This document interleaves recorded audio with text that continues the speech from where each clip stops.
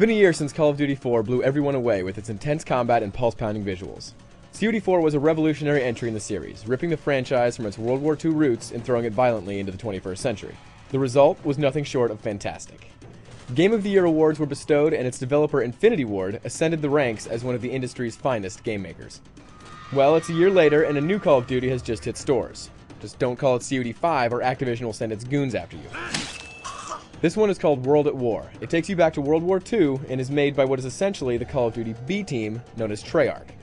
How does it compare to COD 4, you ask? Well, that is exactly what I'm here to tell you. Obviously, modern warfare has a 21st century flavor to it, taking place in a variety of former Soviet-controlled and Middle Eastern countries. There are a variety of environments, everything from cities under siege to hollowed-out office buildings. One of COD 4's strongest points is that it isn't confined to real historical battles. All the situations are grounded in current problems, but with a Hollywood-type story tying it all together. This gives a real drive to the player's actions and makes the events much more impactful. There are crazy scripted scenes like the highway chase, and everything has a ridiculously high production value to it. The thing about World at War is that it owes many of its elements to COD 4. Treyarch's game actually runs off the COD 4 engine, so it's still gorgeous to see. There are awesome vistas and scripted scenes of chaos that you simply don't see from other franchises. The gameplay is also largely the same as all Call of Duties. Shoot with your sights, hide, push ahead, and watch for grenades. This game even has a plane mission that mirrors COD 4's AC-130 level.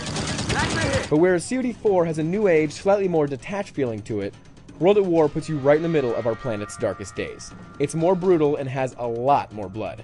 In fact, it's the splatter effects and the abundance of chunk that results from a simple machine gun blast that detracts from the game's realism. But the main difference is how the games are presented. COD 4's modern style is refreshing in a sea of World War II shooters, and World at War is another one of those World War II shooters. It just so happens to be a damn good one.